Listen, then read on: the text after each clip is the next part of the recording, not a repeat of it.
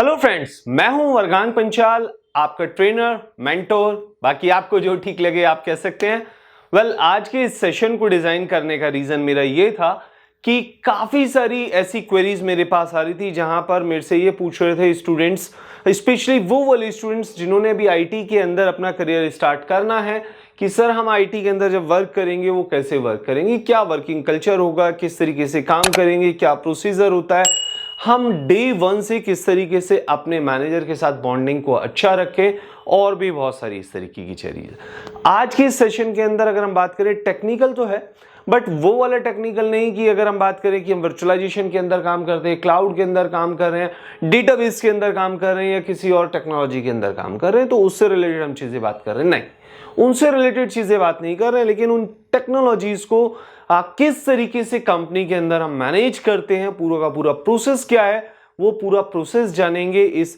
Technical session के अंदर। तो सेशन को बिल्कुल भी इंट्रो को लेंथी नहीं करते हैं, चलिए फिर आज का सेशन स्टार्ट करते हैं।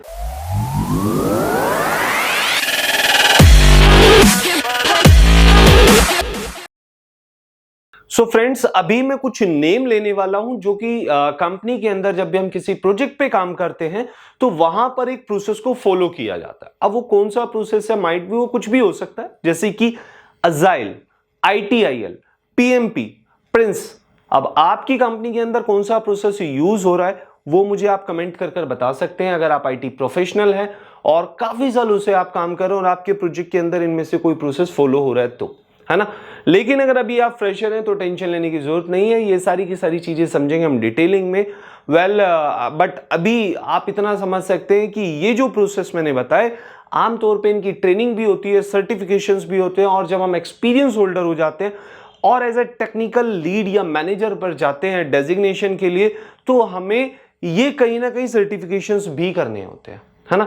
लेकिन अभी फ्रेशर हैं तो अभी मैं कहूंगा कि इतनी ज्यादा मारामारी नहीं है, लेकिन बहुत सारी कंपनी कहती है कि आपको आज के टाइम में एटलीस्ट टेक्नोलॉजी जो भी आप सीख रहे हैं, चाहे आप वर्चुअलाइजेशन सीख रहे हैं, क्लाउड सीख रहे हैं, या कोई भी टेक्नोलॉजी, डेवऑप्स हो गई, कुबरनेट हो गया या कुछ भी, तो उसके साथ साथ अगर आप ITIL सर्टिफाइड है, आज के टाइम में ट्रेंडिंग ITIL है, तो अगर आप ITIL सर्टिफाइड हैं देन आपके जो चांसेस हैं, प्रेफरेंस है, वो और भी ज्यादा कहीं प्रायोरिटी हाई हो जाती है कंपनी में सेलेक्ट करने के लिए, है ना। तो अभी इस प्रोसेस को समझते हैं कि क्या है, कैसे है, डिटेलिंग में। तो उससे पहले एक बैक फुट स्टेप पर आते हैं और चीजों को समझते हैं। जैसे कि AS नेटवर्क जोन के बारे में अगर मैं बात करूं तो हमारी जो प्राइमरी कंपनी है which is system SLA technologies private limited, है ना, प्योरली IT की कंपनी है जिसके अंदर हम IT से रिलेटेड डिफरेंट वर्क करते हैं, प्रोजेक्ट्स लेते हैं और काम करते हैं। तो अभी ये जब हमने कंपनी स्टार्ट करी, ऐसा तो है नहीं कि हमारे पास ऑटोमेटिकली वर्क आ जाएगा, कहीं ना कहीं हमें मार्केटिंग करनी पड़ेगी, उसके बाद हमारे पास वर्क आएगा। यानी कि हमें एक मार्केटिंग टीम चाहिए, यानी MBA वाले ऐसे हाई फाई हमें बंदे चाहिए जो हमारी मार्केटिंग करेंगे कंपनीज में जाकर, जैसे IBM में, विप्रो में, टेक महिंद्रा में या और भी किसी कंपनीज के अंदर। तो जो वो मार्केटिंग करेंगे वो हमारी सिस्टम SLA टेक्नोलॉजीज कंपनी के बारे में बताएंगे कि हमारे पास एक्सपर्ट्स है जो डिफरेंट टेक्नोलॉजीज में, जो ट्रेंडिंग टेक्नोलॉजीज है उसमें वर्कआउट करते हैं। इवन हमारी कंपनी सपोर्ट देती है, अगर आपको सपोर्ट चाहिए तो सपोर्ट भी मिल जाएगा, अगर आपको इंफ्रास्ट्रक्चर चाहिए तो इंफ्रास्ट्रक्चर भी हमारी कंपनी ऑफर करती है। तो अब जिस भी कंपनी को जिस तरीके की चीजें रिक्वायरमेंट होती है वो हमें उस तरीके का टास्क दे देती है ना। तो अभी जैसे कि मैं बात करता हूं कि लेट्स अज्यूम कि हमारा एक मार्केटिंग टीम का बंदा IBM में गया और वहां से एक प्रोजेक्ट लेकर आ गया, और प्रोजेक्ट के अंदर अभी कुछ रिक्वायरमेंट्स भी मैं सारी की सारी चीजें डिस्कस करूंगा आप लोगों के साथ। तो आपको एक एक चीजें क्लियर हो जाएंगी हमारी कि जॉब्स कहां से आती हैं, किस तरीके से हम कंपनी के अंदर प्रोजेक्ट को फॉलो करते हैं, प्रोसेस को फॉलो करते हैं, और क्या क्या और भी बहुत सारी चीजें बैकएंड की, है ना।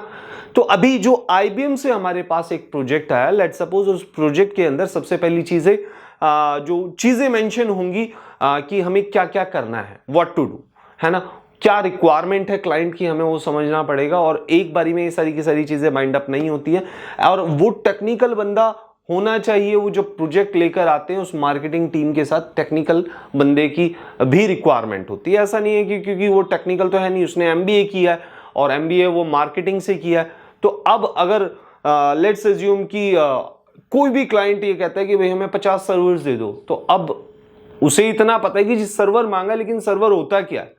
अगर उसे कहा कि 50 क्लाउड सर्वर्स दे दो, तो क्लाउड सर्वर वैसे उसे पता होगा, क्योंकि आजकल सभी इतने ब्रिलियंट से और सभी फोन्स के साथ कनेक्टेड है, इंटरनेट के साथ कनेक्टेड है, तो इजीली सर्च आउट कर लेते हैं, गूगल पे चेकआउट कर लेते हैं। बट समहाउ टेक्नोलॉजी के अंदर कुछ, मेरा कहने का मकसद है कि टेक्नोलॉजी के अंदर डीप में जाकर कुछ चीजें मांगी तो वो उसके आंसर्स नहीं कर पाएगा, है ना। तो टेक्नोलॉजी का टेक्निकल पर्सन भी उस मार्केटिंग बंदे के साथ होना जरूरी है। तो अब XYZ रीजन से अभी मैं बात करता हूं कि हमारी वो जो 2 मेंबर्स गए वो एक प्रोजेक्ट लेकर आ गए और प्रोजेक्ट के अंदर अलग अलग रिक्वायरमेंट्स है। जैसे कि IBM ने सिस्टम SLA टेक्नोलॉजी से ये कहा कि हमें तकरीबन 3,500 सर्वर्स का इंफ्रास्ट्रक्चर चाहिए। हमने कहा ठीक है, हम 3,500 सर्वर्स दे देंगे, लेकिन वो 3,500 सर्वर्स कैसे होंगे हम उनसे पूछते हैं।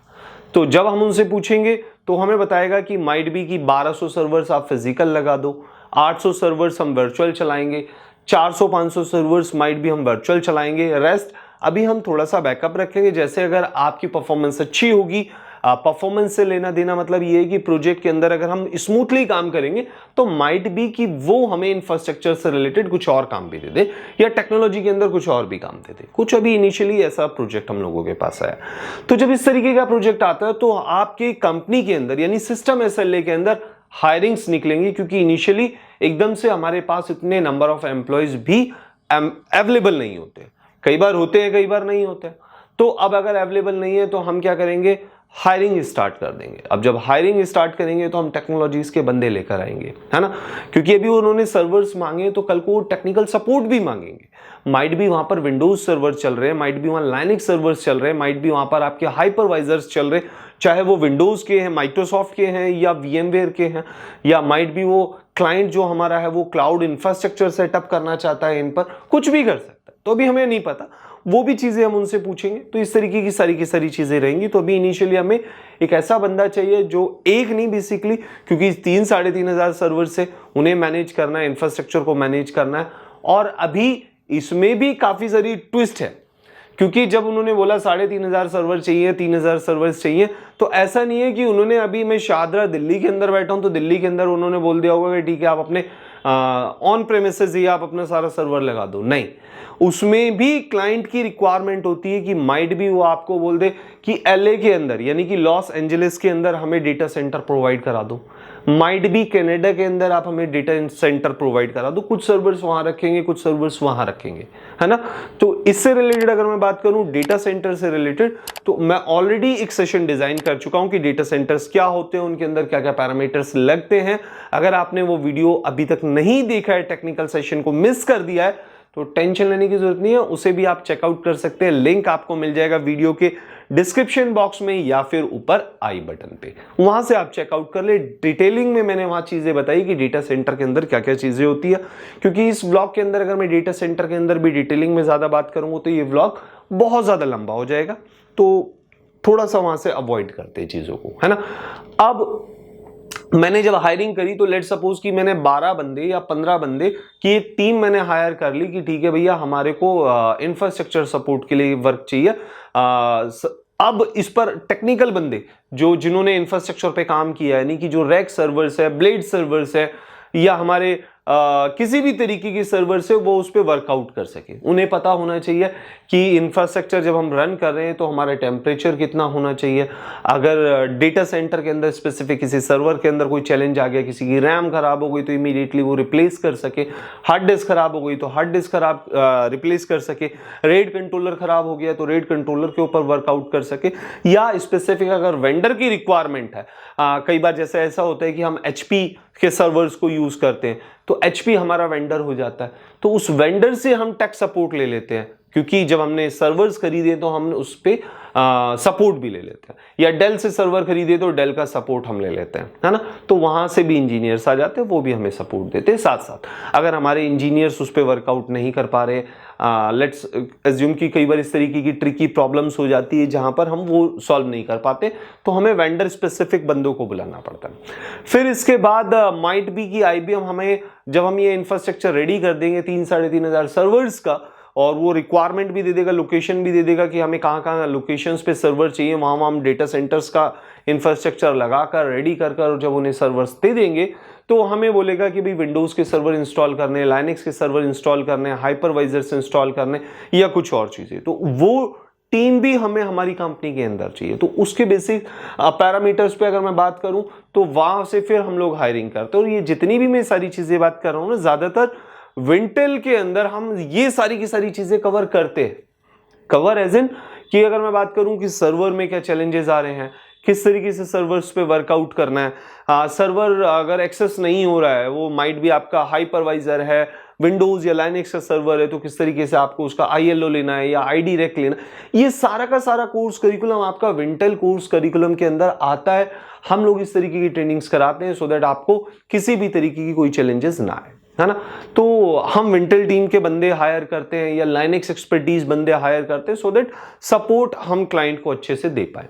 फिर वो हायरिंग हो जाती है, जब वो सारी की सारी हायरिंग हो जाती है और पूरा प्रोजेक्ट हम इंफ्रास्ट्रक्चर लगा देते हैं, इसके बाद प्रॉब्लम स्टार्ट होने वाली है अब से कैसे, क्योंकि जब हम 24/7 सपोर्ट करते हैं सर्वर्स पर, इंफ्रास्ट्रक्चर पर, तो बहुत सारे ऐसे चैलेंजेस आएंगे, जैसे कि लेट्स अज्यूम कि कोई वर्चुअल सर्वर है, उस पर हमें रैम इंक्रीज करनी है, डिक्रीज करनी है, CPU इंक्रीज करना है, डिक्रीज करना है, या उसमें स्टोरेज से रिलेटेड कोई चैलेंजेस आ रहा है, उसमें हार्ड डिस्क प्रॉपर काम नहीं कर रही है तो मुझे वो फिक्स करनी है चीज़ें, OS से रिलेटेड कुछ इशू आ रहा है विंडोज सर्वर के अंदर या लाइनक्स सर्वर के अंदर, तो हमें उस पर टेक सपोर्ट देना। अब बात ये आती है कि हमें वो पता कैसे लगेगा कि किस सर्वर में क्या फॉल्ट हुआ है, क्योंकि सर्वर्स तो चल रहे हैं और माइट भी कि अगर मैं मान के चलता हूं कि सारे सर्वर्स US UK के अंदर रखे हैं या कनाडा में रखे हैं, तो मुझे यहां इंडिया में बैठ के कैसे पता चलेगा कि किस सर्वर के अंदर क्या चैलेंजेस आ गए हैं। पहला तरीका तो ये है कि क्लाइंट हमें फोन कर कर बता दे कि भाई वर्गांक ये चैलेंजेस आ रहे हैं, आप इन्हें फिक्स करा दो। अब क्लाइंट अगर हमें बता रहा है तो इससे ज्यादा शेमफुल वाली बात तो हो नहीं सकती है। उसका रीजन ये है कि सबसे पहली चीज बैड इंपैक्ट जाता है, और माइट भी कि जिस दिन क्लाइंट ने वर्गांक को फोन किया वर्गांक छुट्टी पर है, हो सकता है ना ऐसा। तो अब वर्गांक छुट्टी पे, तो वर्गांक क्या करेगा, वर्गांक अपनी कंपनी में फिर किसी टेक्निकल बंदे को फोन करेगा, यार इस सर्वर में ब्ला ब्ला सर्वर में ये कुछ इशू आ रहा है, जरा एक बार देख लो और फिक्स कर दो। फिर थोड़ी देर बाद फिर कुछ इशू आया, फिर क्लाइंट हमें बता रहा है, फिर मैं अपने किसी एक्सपर्टीज को बता रहा हूं, तो इस तरीके की प्रॉब्लम्स आनी लाजमी है। तो हम इन प्रॉब्लम्स को सॉर्ट आउट करने के लिए जो प्रोसेस फॉलो करते हैं, आज के टाइम में अजाइल थोड़ा सा आउट ऑफ डेट हो चुका है, बट स्टिल अभी भी काफी सारी कंपनीज के अंदर अजाइल का प्रोसेस भी चल रहा है, फॉलो कर रहे हैं हम लोग, लेकिन ITIL तो है ही है ना। तो ITIL के प्रोसेस को भी हम फॉलो करते हैं। इसके अंदर क्या होता है, इसके अंदर काफी सारी चीजें ऐसी होती है जहां हम बात करते हैं प्रोजेक्ट मैनेजमेंट को लेकर, प्रॉब्लम मैनेजमेंट को लेकर, जो भी हमारी चीज़ें हैं वो सारी की सारी चीज़ें यहाँ पर डिस्कस करते हैं। इवन हमारी कंपनी के अंदर जो एम्प्लॉयज़ हैं उनसे रिलेटेड भी, हमारी एम्प्लॉयज़ के भी चैलेंजेस हो सकते हैं। जैसे चैलेंजेस एज इन कि बेचारे बहुत साल टाइम हो गया है, 1.5 साल हो गया, 1 साल हो गया, उनका सैलरी इंक्रीमेंट नहीं हुआ, तो इनका इंक्रीमेंट भी होना चाहिए डेट टाइम टू टाइम। हालांकि काफ़ी सारी चीज़ें कंपनी के अंदर नहीं होती है, लेकिन बट क्या करें, बट वो प्रोसेस तो है, हमें फॉलो तो करना पड़ेगा। तो अब वो सारी की सारी चीज़ें यहाँ पर आ रही हैं। तो अब जब मैं ये प्रोसेस फॉलो करूंगा तो उस प्रोसेस के अंदर कहीं ना कहीं हमारे पास एक चीज और आती है समवेयर, जो हमारे इंफ्रास्ट्रक्चर को मैनेज करती है, that is called a tool. क्योंकि टूल क्या काम करता है, टूल हमारी प्रोसेस को, हमारी जो चैलेंजेस है उन सारी की सारी चीजों को हैंडी कर देता है। कोई भी टूल आप देखोगे, किसी भी तरीके का टूल हो, आपकी कोई भी प्रॉब्लम हो उसे फटाफट से सॉल्व कर देता है। तो सेम यहां पर भी हमें कोई ना कोई ऐसा टूल चाहिए, ऐसा मैकेनिज्म चाहिए कि हमारे पास इंफ्रास्ट्रक्चर के अंदर किसी भी तरीके की प्रॉब्लम आ रही है तो हमें इमीडिएटली पता लग जाए। तो हम यहाँ क्या कर सकते हैं, यहाँ पर हम अपनी कंपनी के अंदर इंफ्रास्ट्रक्चर के अंदर टूल लगा सकते हैं, that is called ticketing tool. अब ये टिकटिंग टूल क्या होता है, डिफरेंट तरीके के होते हैं, और जब इस टिकटिंग टूल से रिलेटेड भी एक बड़ी अच्छी कोइंसिडेंस है। इनिशियली मैं बात करूं, जब अपना करियर स्टार्ट किया था IT के अंदर, और मैं डे 1 जब कंपनी के अंदर गया, हालांकि वैसे तो मैंने इंफ्रास्ट्रक्चर से रिलेटेड अगर मैं बात करूं पहले भी काफ़ी सारी चीज़ें देखी थी एज इन कि मुझे पता था कि कंपनी के अंदर एम्प्लॉयज़ बैठे हैं अपनी अपनी डेस्क के ऊपर, तो तब भी मेरे दिमाग में एक ख्याल आता था, और जब मेरा डे 1 था तब भी ये ख्याल आया कि जब कोई चैलेंजेस आ जाते हैं वो हमें चैलेंजेस कैसे पता लगता है। क्या हमारे पास कोई मेल आता है, अगर मैंने वो मेल मिस कर दी तो क्या मेरा मैनेजर मेरे को कॉल कर कर बताएगा, वो भी इस तरीके की चीजें थी। माइट भी आपके दिमाग में भी इस तरीके की क्वेश्चंस आते हों, चैलेंजेस आते हों, तो उन सारी चीजों को लेकर यहां पर अगर मैं बात करूं, ये टिकटिंग टूल हमारी हेल्प करता है ना। और भी काफी सारी चीजें हेल्प करता है, जैसे कि अभी मैंने 3500 सर्वर्स लगाए हैं, किस सर्वर पर कौन सा ऑपरेटिंग सिस्टम इंस्टॉल है, उस सर्वर का हार्डवेयर इंफ्रास्ट्रक्चर में मैंने क्या लगाया हुआ है, रैम कितनी है, सीपीयू कितनी है, ये सारी चीजें भी जाननी तो भी ये टिकटिंग टूल आपकी हेल्प करता है ना। क्यों? क्योंकि इसके अंदर हम इस तरीके की कॉन्फ़िगरेशंस करते हैं, क्योंकि जब भी ये टिकटिंग टूल आता है तो ये एक डेटाबेस के साथ इंटीग्रेट होता है। डेटाबेस क्यों चाहिए हमें यहाँ पर? क्योंकि उन 3500 सर्वर्स, अभी तो 3500 सर्वर्स की बात कर रहे हैं, माइट बी कि इन फ्यूचर कंपनी में हमें IBM कहने लगे कि आप 3500 की जगह 30,000 सर्वर कर दो, 3 लाख सर्वर्स कर दो, कोई बड़ी बात नहीं है ना। और वैसे भी हम काम करने के लिए बैठे हैं, है ना, तो हमने क्या करना है, इंफ्रास्ट्रक्चर बड़ा करना है, क्लाइंट से ज्यादा से ज्यादा पैसा कमाना है। तो कैसे कमाएंगे? अच्छा सपोर्ट देकर। तो अच्छा सपोर्ट कैसे मिलेगा? यही, जब हम सपोर्ट, अच्छा सपोर्ट देंगे, कोई उनको चैलेंजेस नहीं आएंगे, उनको कोई प्रॉब्लम्स नहीं होंगी, तो वो हमें अच्छा सपोर्ट, हमें अच्छा पैसा देंगे, इंफ्रास्ट्रक्चर सपोर्ट हमसे ज्यादा लेने लगेंगे। किसी और कंपनी को अगर प्रोजेक्ट दे रखा है तो माइट भी वहां के प्रोजेक्ट्स भी हमारे पास आने लगे, अगर हम रीजनेबल रेट्स पे काम करेंगे, है ना। तो अभी हम यहां बात कर रहे हैं टूल की। तो ये टूल क्या है? टिकटिंग टूल होते हैं, डिफरेंट तरीके के होते हैं, और इट डिपेंड्स कि कंपनी के अंदर आपने कौन सा टिकटिंग टूल इस्तेमाल करना है। जैसे कि अगर मैं बात करूं, जीरा, ये एक टिकटिंग टूल है, जोहो एक टिकटिंग टूल है, सर्विस नाउ, रेमेडी और हब स्पोर्ट, इस तरीके के काफी सारे और डिफरेंट टिकटिंग टूल्स आपको मार्केट में देखने को मिल जाएंगे। और अलग अलग कंपनीज के अंदर, अलग अलग प्रोजेक्ट के अंदर डिफरेंट टिकटिंग टूल्स वर्क करते हैं। ज्यादातर अगर मैं बात करूं, जो बहुत ज्यादा मोस्ट पॉपुलर टिकटिंग टूल है, ये वीडियो बिल्कुल भी स्पॉन्सर्ड नहीं है, बट मैं आप लोगों को बता दूं, ज्यादातर, क्योंकि मैं अपने पर्सनल एक्सपीरियंस के बेसिस पे बता रहा हूं आप लोगों को, जो सबसे ज्यादा ट्रेंडिंग जो टूल होता है टिकटिंग का, वो है रेमेडी या फिर सर्विस नाउ। इन टिकटिंग टूल की एक और खासियत होती है, सबसे पहली चीज तो ये डिफरेंट लैंग्वेज, वर्ल्ड में जितनी भी लैंग्वेजेस बोली जाती हैं, उन सभी लैंग्वेजेस के अंदर ये अवेलेबल होता है। आपने क्या करना है, बस विद इन अ क्लिक आपने अपनी लैंग्वेज चेंज कर लेनी और आप काम कर सकते हैं, है ना।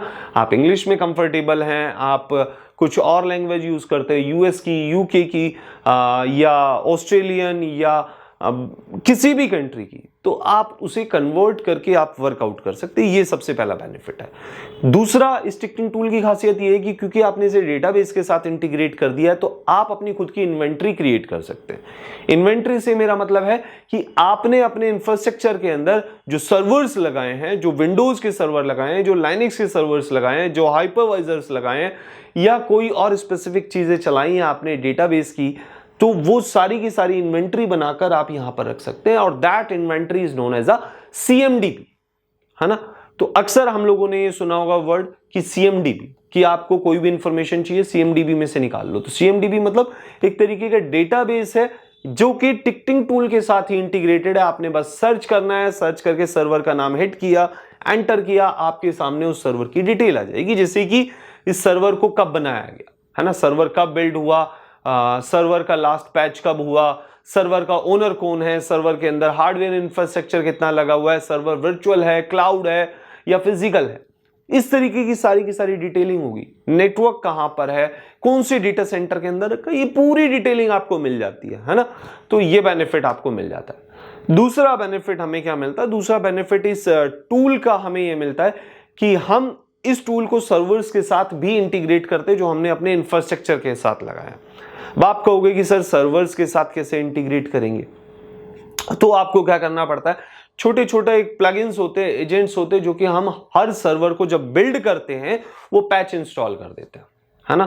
तो जब वो पैच इंस्टॉल कर देते हैं, तो जब भी कभी सर्वर के अंदर कुछ इश्यूज आ जाते हैं, might be CPU utilization high हो गया, माइट बी आपका रैम यूटिलाइजेशन ज्यादा हो गया, या आपका स्टोरेज जो है IO कंट्रोलर उसका प्रॉपर काम नहीं कर रहा है, या स्लो परफॉर्मेंस दे रहा है, तो ऐसे केस के अंदर वो अलर्ट ट्रिगर हो जाए। और वो अलर्ट ट्रिगर होगा तो उससे होगा क्या, वो उसका एक टिकट जनरेट होगा, टिकट जनरेट होकर वो सर्विस नाउ या रेमेडी या जो भी आप कोई भी टिकटिंग टूल यूज करें उसमें रिफ्लेक्ट करने लग जाएगा। और ये दो लोगों को रिफ्लेक्ट करेगा, हमें भी और हमारे क्लाइंट को भी। हमें इसलिए कि हमें इस पे सपोर्ट देना है, क्लाइंट को इसलिए कि क्लाइंट को पता लग जाए कि हमने इस टिकट पे कितनी देर में एक्शन परफॉर्म करना चालू किया। तो ये भी बहुत ज्यादा मैंडेटरी है। तो अभी मैं बात करूं, जैसे कि मैंने आप लोगों को बताया कि जब मैं डे 1 गया कंपनी के अंदर तो मुझे पता नहीं था किस तरीके से हमारे पास टास्क आते हैं, तो टास्क किस तरीके से जनरेट होते हैं। तो एक एजेंट यानी कि एक प्लगइन हम सर्वर्स के अंदर इंस्टॉल कर देते हैं, उसका इंटीग्रेशन हम इसके साथ कॉन्फ़िगर कर देते हैं। तो जैसे ही कोई प्रॉब्लम जनरेट हुई, अलर्ट जनरेट हुआ सर्वर पर, उसकी प्रॉब्लम सर्विस नाउ पर या रेमेडी टूल पर हमें देखने को मिल जाएगी। अब लेट सपोज कि सर्विस नाउ अभी नहीं चल रहा है, XYZ रीजन, वैसे ऐसा होना नहीं चाहिए, XYZ रीजन से अभी बंद पड़ा है, तो मेरे पास अल्टरनेटिव क्या है। तब अगर हम बात करें उस अलर्ट को, उसका भी अलर्ट का भी एक अलर्ट कंट्रोलर सर्वर लगता है, उस अलर्ट कंट्रोलर सर्वर को हम अपने मेलिंग सर्वर के साथ भी इंटीग्रेट करते हैं। तो जब मेलिंग सर्वर के साथ इंटीग्रेट करते तो होगा क्या, हमारे पास हमारा एक मेल आ जाएगा हमारी पूरी डीएल को। डीएल का मतलब जो भी हमारी टीम है, जो भी उस टेक्नोलॉजी को सपोर्ट कर रही है, उस पूरी टीम को एक ईमेल ट्रिगर हो जाता है कि ये प्रॉब्लम आई है। तो अगर आपने सर्विस नाउ मिस कर दिया तो आपके पास ईमेल पर भी आ गया। ऐसा नहीं कि कोई भी क्लाइंट आपको फोन पर ये बताएगा कि वर्गांक सर्वर में ये इशू आ गया, अब आप इसको फिक्स कर दो, नहीं। ये जो प्रोसेस है ये बहुत छोटी कंपनीज में होता है। कहाँ होता है, मतलब बहुत ही छोटी कंपनीज में। मैंने अपने इस तरीके की प्रॉब्लम्स भी देखी है। मैं गवर्नमेंट के, अभी मैं नाम नहीं लेना चाहूँगा, गवर्नमेंट का एक फोर्स का प्रोजेक्ट पे मैं वर्कआउट कर रहा था, वहाँ पर अक्सर इस तरीके की चीज़ें होती थी। जब कभी सर्वर में कोई इशू आता तो मेरे को कई बार कॉल आता था, यार वर्गांक सर्वर में ये इशू आ गया यार, किसी से फिक्स करवा दो। तो क्योंकि मेरे बॉस को भी पता है कि मैं भी अभी अवेलेबल नहीं हूँ, क्लाइंट को भी पता है मैं अवेलेबल नहीं हूँ, नाइट में वर्क नहीं कर रहा हूँ, तो फिर जो भी नाइट शिफ्ट में बंदा होगा फिर मैं उसको वो चीज़ें बताता था। तो बट ये बड़ी ट्रिकी सी चीज़ें होती है, मेरे मैनेजर ने या मेरे बॉस ने या मेरे क्लाइंट ने मुझे बताया, फिर मैं उस बंदे को ढूंढूंगा, that process will take time. कई बार सिग्नल के इश्यूज हो सकते हैं, कई बार नहीं मिल पा रही है कॉल या XYZ रीजन से आप, या कुछ और चीज़ें, तो आपने अगर वो मिस कर दिया तो फिर अननेसेसरी की पेनल्टीज है। क्योंकि जब हम कंपनी में प्रोजेक्ट लेते हैं किसी भी कंपनी से, तो हमारे पास एक चीज़ और होती है विच इज कॉल्ड SLA। हमारी कंपनी के नाम के अंदर भी है, which is called system SLA technologies. तो SLA वर्ड वहां से आया, that is called service level agreement. वो खाली यहां नहीं होता है, IT के अंदर नहीं होता, हर जगह होता है सर्विस लेवल एग्रीमेंट, है ना। तो ये सर्विस लेवल एग्रीमेंट क्या है, हर एक चीज के बारे में लिखा हुआ है कि ये प्रॉब्लम इतनी देर में हम सॉर्ट आउट कर सकते हैं, अगर हमने नहीं करी तो हमें इतनी की पेनल्टी देनी पड़ेगी। तो वो भी चीजें हैं। तो यानी कि जो हम एंटायर डे प्रोजेक्ट के अंदर जो कंपनी में इन्वेस्ट करते हैं वो इस टिकटिंग टूल के ऊपर ही करते हैं। इस टिकटिंग टूल के अंदर सारी प्रॉब्लम्स ही नहीं आती है, कुछ और कॉन्फ़िगरेशंस भी आ जाती है, कई बार उस तरीके की रिक्वेस्ट भी आ जाती है। जैसे कि अभी तो ये मैंने एक प्रॉब्लम बताई थी कि ये सर्वर के अंदर कुछ, किसी सर्वर का रैम हाई हो गया है, तो आपके पास टिकट आ गया, आपने उसका सॉल्यूशन दिया, आपने उसको ऑब्जर्वेशन में रखा, और इसमें भी जब टिकट आता है तो यहां पर ये प्रायोरिटीज बेस्ड होता है। जैसे कि डिफरेंट कंपनीज में ज्यादातर P1, P2 और P3 आपको देखने को मिलेगा, P4 या P5 बहुत कम देखने को मिलता है। P का मतलब है प्रायोरिटी।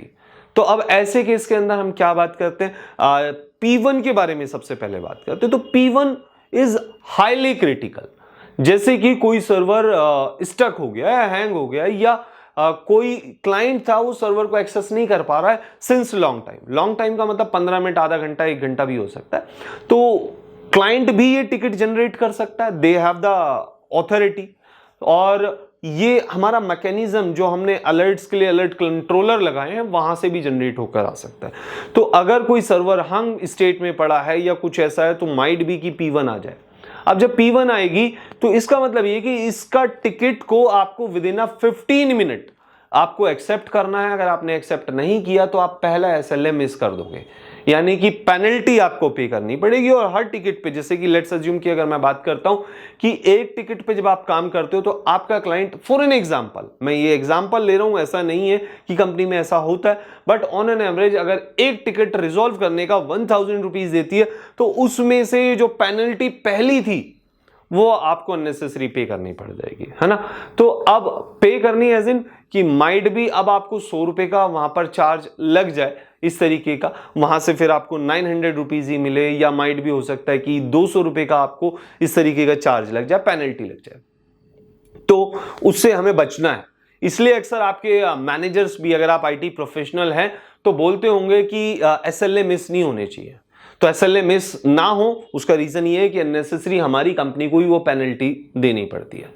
दूसरी चीज, अब आपने कोई टिकट लिया, टिकट लेकर विद इन 15 मिनट, P1 के बारे में मैं बात कर रहा हूं, टिकट आया, और जब कभी P1 टिकट आता है तो आमतौर पे अगर कोई बंदा मैनुअली जनरेट कर रहा है तो वो कॉल पर भी बताता है, या दूसरी टीम से कई बार वो टिकट आपके पास रूट होकर आए तो वो दूसरी टीम की ये राइट्स बन जाते हैं कि वो हमें कॉल पर भी बताएं, जो भी उस शिफ्ट के अंदर अवेलेबल होगा, कि आपके पास ये चैलेंजेस आए। तो हम और भी एक्शन में आ जाते हैं और फटाफट उस पर वर्कआउट करना चालू कर देते हैं। अब हमने क्या करा, हमने जैसे ही टिकट आया, कोई सर्वर हंग स्टेट में पड़ा था, माइट भी, या बहुत देर से नेटवर्क कनेक्टिविटी अवेलेबल नहीं थी, तो टिकट जनरेट हुआ, P1 जनरेट हुआ, लेकिन हमने जब सर्वर को RDP लिया या सर्वर का हमने SSH लिया तो पता लगा सर्वर तो एक्सेसिबल है। माइट भी कुछ टाइम के लिए नेटवर्क के अंदर कुछ फ्लक्चुएशन हुई, या नेटवर्क टीम ने कुछ इस तरीके की सिक्योरिटीज बनाई थी जिसकी वजह से वो अवेलेबिलिटी नहीं थी उसकी, तो इसलिए ये टिकट आ गया है। तो बट फिर भी आप क्या करेंगे, उस टिकट की जो प्रायोरिटी है उसे रिड्यूस कर सकते हैं, P1 से P2 कर सकते हैं, और सब कुछ ठीक चल रहा है सर्वर तो आप P3 भी कर सकते हैं, थोड़ी देर ऑब्जर्वेशन रखें और उसके बाद टिकट के अंदर कमेंट डालकर आप क्लोज भी कर सकते हैं, ऐसा भी कर सकते हैं। दूसरी चीज, अगर हमारे पास टिकट आता है कई बार P2 का टिकट, तो P2 के टिकट, अच्छा P1 में एक चीज मैं मिस कर गया, P1 जो टिकट है, हम कोशिश ये होती है कि विद इन 15 मिनट उसे एक्सेप्ट कर ले। एक्सेप्ट करने के बाद 4 से 5 घंटे, ये कंपनी टू कंपनी वेरी करता है, प्रोजेक्ट टू प्रोजेक्ट वेरी करता है, ऑन एन एवरेज 5 घंटे मैक्सिमम टाइम है जिसके अंदर हमने ये टिकट रिजॉल्व कराना है या इसकी प्रायोरिटी को रिड्यूस करना है, P1 से P2 करना है। अब P2 के बारे में बात करते हैं तो P2 में भी इस तरीके के चैलेंजेस आ सकते हैं। तो जब P2 का टिकट आपके पास आता है तो P2 again project to project, company to company चीजें वेरी करती हैं। यहां पर 15 मिनट से 30 मिनट का आपको SLA देखने को मिल जाएगा, यानी कि 30 मिनट के अंदर आपको टिकट को रिसीव करना है। अगर आपने एक्नॉलेज नहीं किया तो आपको पेनल्टी पे करनी पड़ेगी। और ये जो P2 टिकट है, P2 के बारे में भी अगर हम बात करें, ऑन एन एवरेज 12 घंटे का टाइम होता है जिसके अंदर टाइम फ्रेम विंडो के अंदर आपने ये टिकट रिजॉल्व करना होता है। और अगर XYZ रीजन है तो आपको उसको कमेंट के अंदर डॉक्यूमेंट करना पड़ेगा स्पेसिफिक कि क्या इशू था जिसकी वजह से आप उसे सेम डे रिजॉल्व नहीं करा पाए। जेन्युइन रीजन है तो आप कमेंट डाल सकते हैं, और अगर नहीं तो फिर आप उसकी प्रायोरिटी को रिड्यूस कर सकते हैं, P2 से P3 कर सकते हैं। और P3 के बारे में अगर हम बात करें तो P3 टिकट्स को भी again with in half an hour, वैसे तो कंपनी में बोला जाता है हाफ एन आवर से 1 आवर का टाइम फ्रेम विंडो होता है, बट ज्यादातर कंपनी कहती है कि 30 मिनट्स ही है, आपको टिकट एक्नॉलेज करना है। और 30 मिनट बहुत देर होती है यार। आप जब कंपनी में शिफ्ट पे बैठे हो, लैपटॉप के सामने बैठे हो, और आप अपना अगर टिकटिंग टूल ही मैनेज नहीं कर रहे हो, मॉनिटर नहीं कर रहे हो, तो काय बात की आप टेक्निकल हो, आप कर क्या रहे हो? या तो माइट भी फोन में बैठे रील्स में लगे हुए होंगे, या गपशप लड़ा रहे होंगे अपने फ्रेंड्स वगैरह में, कुलीग्स के साथ या किसी और के साथ, है ना। तो चलो लंच पर आप गए हो तो समझ में आता है, लेकिन लंच पर आप गए हो, आपकी बाकी टीम नहीं। तो ये अगर चीजें मिस करते हैं ना तो ये इसके बहुत ज्यादा प्रॉब्लम्स जनरेट होती है, जिससे फिर मैनेजर को फुलफिल करनी पड़ती है। बात करेंगे वो भी आगे कैसे। तो P3 टिकट्स भी इस तरीके के आते हैं। तो चैलेंजेस जितने भी होते हैं, प्रॉब्लम्स जितनी भी होती है, वो हमारे पास P1, P2, P3 टिकट्स के अंदर आती हैं, और P4 में भी आ सकती है, P5 में भी आ सकती है। लेकिन यहाँ पर अगर मैं बात करूँ, इसके अंदर हमें SLA बहुत बड़ा मिला हुआ होता है, और रिजॉल्व कराने के लिए भी टाइम हमें अच्छा खासा मिल जाता है। डिपेंड करता है केस टू केस कि किस तरीके का हमारे पास टिकट आ रहा है। तो अगर आप चाहते हैं कि किस तरीके के टिकट्स आते हैं कंपनी में, मैं वो भी आपके साथ डिस्कस करूं, तो मुझे कमेंट बॉक्स में कमेंट जरूर करना, सो दैट मैं कोई एक आधा एग्जांपल लेकर आपके साथ वो डिस्कशन कर सकूं। मुझे अच्छा लगेगा अगर आप वो कमेंट्स करेंगे और आप चाहते हैं कि मैं वो चीजें भी डिस्कस कर सकूं आपके साथ, है ना। तो कुछ ये चीजें।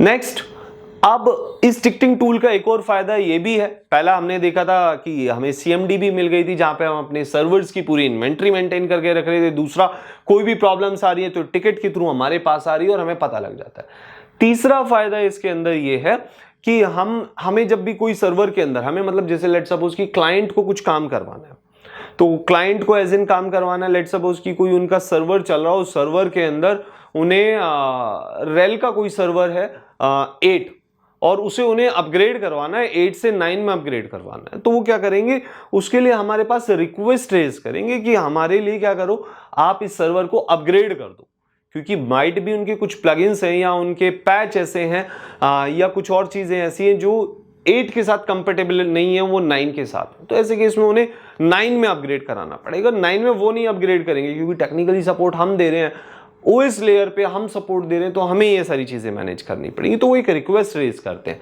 हालांकि पहले तो वो अपने मैनेजर को मेल भेजेगा, जिसका वो सर्वर होगा एग्जैक्टली, वो अपने मैनेजर को मेल भेजेगा, मैनेजर उसे अप्रूव करेगा। फिर जब वो ओनर, जो सर्वर ओनर है, वो एक रिक्वेस्ट रेज करता है, रिक्वेस्ट को हम समवेयर समहाउ RITM भी बोल सकते हैं, यानी कि रिक्वेस्ट आइटम, और वर्क ऑर्डर भी बोल सकते हैं, यानी कि WO। तो जब वो रिक्वेस्ट आइटम को रेज करता है, यानी कि RITM को रेज करता है या वर्क ऑर्डर को रेज करता है, उसमें वो ईमेल भी अप्रूवल ईमेल अटैच कर देता है। और ईमेल अटैच करने के बाद जो हमारे पास रिक्वेस्ट आती है, कई बार हम उस रिक्वेस्ट के बेसिस पे हम ही चेंज को क्रिएट कर लेते हैं। यानी कि ये चेंज एक तरीके से कह सकते हैं कि जब भी हमें सर्वर के अंदर कोई भी प्लान्ड एक्टिविटीज करनी होती है, तो हम चेंज पे वर्कआउट करते हैं। तो चेंज में भी अगर हम बात करें तो हमारे पास अलग अलग प्रायोरिटी होती है, यानी कि कैटेगरी हो सकती है, जैसे कि क्रिटिकल चेंज है, स्टैंडर्ड चेंज है। जब सर्वर कभी हम अपग्रेड करते हैं तो क्रिटिकल चेंज होता है, क्योंकि अपग्रेड करने के टाइम पे कई बार ऐसा भी होता है कि सर्वर लटक जाता है, यानी कि अपग्रेड नहीं होता। तो ऐसे केस में आपको ट्रबल शूट करके फिक्स करना पड़ता है, या फिर अगर आप ट्रबल शूट करके फिक्स नहीं कर पा रहे हैं तो आपको रोल बैक करके एटलीस्ट क्लाइंट को उस स्टेज पे देना पड़ता है जिस स्टेज में आपने उसे अपग्रेड करना स्टार्ट किया था। तो ये क्रिटिकल चेंज हो गया। लेकिन अगर कुछ बेसिक सी एक्टिविटीज है, जैसे समहाउ आपको सर्वर के अंदर कुछ कॉन्फ़िगर करना है, जैसे फ्रेश सर्वर था और क्लाइंट ने कहा कि इसके अंदर आप IIS का रोल इंस्टॉल कर दो, तो आपने IIS का रोल इंस्टॉल कर दिया। या क्लाइंट ने बोला कि स्पेसिफिक ये पैच इंस्टॉल कर दो, तो आपने वो स्पेसिफिक पैच इंस्टॉल कर दिया। तो ऐसे केस के अंदर हम ये छोटे छोटे काम कर लेते हैं, ये क्रिटिकल नहीं होते तो ये इजीली परफॉर्म हो जाते हैं। तो समहाउ ये सारी की सारी चीजें भी होती है। या फिर केस टू केस वेरी करता है। बेसिकली प्रोजेक्ट में कई बार हम ये चेंज पे काम करते हैं, जो कॉन्फ़िगरेशन का काम है, बट जो प्लान्ड एक्टिविटीज होती हैं, जैसे पैचिंग हो गई, सर्वर बिल्ड हो गया, अपग्रेड हो गया, डिकमीशन हो गया, ये सारे के सारे अक्सर काम हम चेंज पे ही करते हैं। लेकिन जो हमारे पास रिक्वेस्ट आइटम है या वर्क ऑर्डर्स है, इन पर हमारे पास कॉन्फ़िगरेशन के बेसिक टास्क मिल जाते हैं। जैसे DNS सर्वर है तो आपको A रिकॉर्ड क्रिएट करना है, या ऑलरेडी क्रिएटेड है तो आपको उसे मॉडिफाई करना है। AD के अंदर कोई यूजर अकाउंट क्रिएट करना है तो भी आप कई बार रिक्वेस्ट आइटम के बेसिस पर ही यूजर अकाउंट क्रिएट कर देते हैं, या डुप्लीकेट बनाना है तो डुप्लीकेट अकाउंट क्रिएट कर लेते। ये सारी की सारी चीजें होती है कंपनीज के अंदर। एंड अगर मैं इस अभी सेशन को कंक्लूड करूं तो यहां पर अगर हम बात करें, चाहे मैं डेवऑप्स पे काम कर रहा हूं, चाहे मैं डेटाबेस टीम पे, डेटाबेस के अंदर काम कर रहा हूं, चाहे वो SQL है, पोस्टग्रेस है, या किसी भी तरीके का डेटाबेस है, या सर्वर्स टेक्नोलॉजी के अंदर मैं काम कर रहा हूं, OS लेयर पे मैं काम कर रहा हूं, तो जो भी मेरे पास इस तरीके के चैलेंजेस आते हैं, वो सारे के सारे चैलेंजेस वाया इस टिकटिंग टूल ही आते हैं। और ज्यादातर मतलब कोई भी IT कंपनी होगी, 99% जो प्रोजेक्ट चलते हैं वो ये टिकटिंग टूल का इस्तेमाल करती ही करती है। अब बात आती है टिकटिंग टूल कैसा दिखता है, तो वो मैं आपको बता दूं। आप देख सकते हैं कुछ ऐसा ये टिकटिंग टूल दिखता है। ये इसका बेसिक सा इंटरफेस है। माइट बी कि ये इंटरफेस आपकी कंपनी के अंदर थोड़ा बहुत अलग होगा, ज्यादा कुछ अलग नहीं होगा। ये जो पैनल आप देख रहे हैं, ये हमारे पास कुछ इस तरीके का पैनल, और ये भी जो कंसोल है, ये कंसोल मैंने आपको दिखाई है CMDB में से उठाकर एक स्पेसिफिक सर्वर की, है ना, जहां पर हमने सर्वर की इन्वेंट्री के अंदर, मतलब डेटाबेस के अंदर, CMDB के अंदर हमने सर्वर की एंट्री की हुई है। बाकी जब आप टिकट्स पे काम करते हैं तो ये इंटरफेस चेंज हो जाता है, चेंज पे काम करते तो इंटरफेस चेंज हो जाता है, अलग अलग चीजें हो जाती है। तो जैसे जैसे आप काम करते आपको वो चीजें मिलती। तो कंपनी में इस टूल पे कैसे काम करते हैं इसकी भी ट्रेनिंग कराई जाती है। बट इनिशियली अगर मैं बात करूं, मुझे एक और किस्सा याद आता है इस टूल से रिलेटेड। जब मैं फ्रेशर था, इंटरव्यूज देने जाता था, अक्सर मेरे से कंपनी में पूछते थे, ठीक है आप टेक्निकल भले ही हो, ये बताओ आपने कितने और टूल्स पे एडिशनल काम किया। तो मैं सोचता था यार ये टूल्स क्या चीज है, क्या भला है, क्या चीजें जानना चाहता है इंटरव्यूअर। तो पहला टूल हो गया हमारे पास ये टिकटिंग टूल। यानी कि हालांकि हमें ये तभी काम करने को मौका मिलेगा इस पे जब हम किसी कंपनी में काम करेंगे।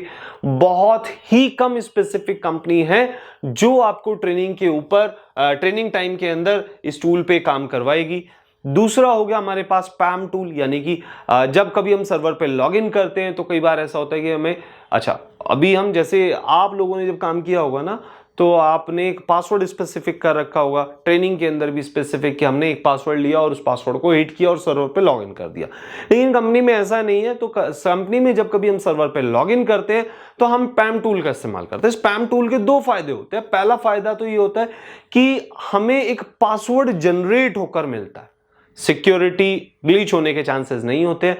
ऐसा नहीं है कि पासवर्ड जब हमने सर्वर बिल्ड किया था तो टीम के साथ शेयर कर दिया और सिक्योरिटी कहीं ना कहीं ग्लिच हो गई, नहीं। हमें जब भी पासवर्ड मिलेगा, नया पासवर्ड मिलेगा, उस नए पासवर्ड के साथ हम लॉगिन करेंगे। और जब मैं अपनी आईडी के साथ उस पैम टूल पे लॉगिन करता हूं तो मैं जो भी उस सर्वर पे एक्टिविटी कर रहा हूं जिस पे मैंने लॉगिन किया है उसका पूरा एक वीडियो फुटेज बनता है। इवन मैंने किसी फोल्डर पे क्लिक किया है, कहीं राइट क्लिक किया है, तो वो सारी एक्टिविटी रिकॉर्ड करता है।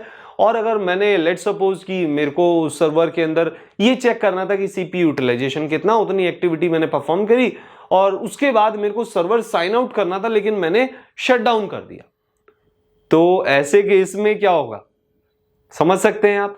ऐसे केस में बहुत सारे चैलेंजेस आएंगे। पहला तो क्लाइंट परेशान हो जाएगा यार मेरे सर्वर एक्सेसिबल नहीं है। दूसरा, आपकी टीम का ही काम बढ़ जाएगा नेसेसरी, क्या कि टिकट जनरेट हो जाएगा कि सर्वर अवेलेबल नहीं है। तीसरा जो काम बढ़ेगा, आपका मैनेजर आपसे 1-on-1 करके पूछेगा कि वर्गांग भाई ये बताओ ये सर्वर क्यों बंद किया था, क्या रीजन था। तो जब कभी हम सर्वर पे वर्क कंप्लीट कर लेते हैं तो साइन आउट करते हैं बाकायदा प्रॉपर तरीके से। तो ये भी इस तरीके की मिस्टेक अक्सर कंपनी में हो जाती है जब हम फ्रेशर होते हैं। तो ये छोटी छोटी चीजें हैं जो हमें कंपनी में ध्यान रखनी पड़ती है, इन्हीं चीजों पे हम वर्कआउट करते हैं। So end of the day इस सेशन को मैं यहीं पे कंक्लूड करता हूं, खत्म करता हूं। उम्मीद करता हूं ये सेशन आपको अच्छा लगा होगा, और कितना अच्छा लगा है मुझे वीडियो में लाइक कर बताएं और कमेंट कर बताएं। और अगर आपकी कोई क्वेरी है या स्पेसिफिक आपके पास क्वेश्चन है जिस पर आप चाहते हैं कि मैं टेक्निकल सेशन बनाऊं, तो आप मुझे कमेंट कर सकते हैं या फिर इंस्टाग्राम पर भी डीएम कर सकते हैं। इंस्टाग्राम का आपको लिंक मिल जाएगा यहां पर। इंस्टाग्राम पर आप मेरे को डीएम कर दें, मैं आप डायरेक्टली कोशिश करूंगा, अगर सॉल्यूशन छोटा है तो वहीं फिक्स कर दूंगा और नहीं तो मैं एक सेशन बनाकर बकायदा वो आप लोगों को दिखा पाऊंगा, है ना। तो मिलते हैं फिर जल्दी नए टेक्निकल व्लॉग के साथ। तब तक एक ही बात कहूंगा, लर्न अर्न एंड ग्रो।